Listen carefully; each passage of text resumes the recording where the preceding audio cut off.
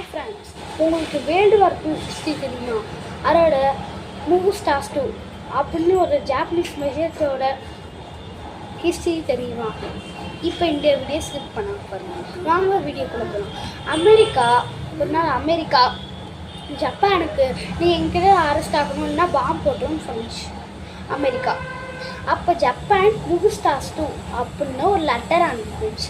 அப்படின்னா என்னன்னா, Japanese வசையில் wait பண்ணுங்க, நாங்கள் பதில் சொல்கிறோம் அப்படின்னு.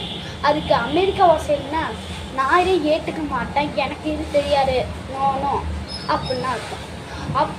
அப்போ அன்னைக்கு ஒரு நாள் என்னாச்சு, வேர்ல்டு வார் 2 ஸ்டார்ட் ஆகுது. எப்படி?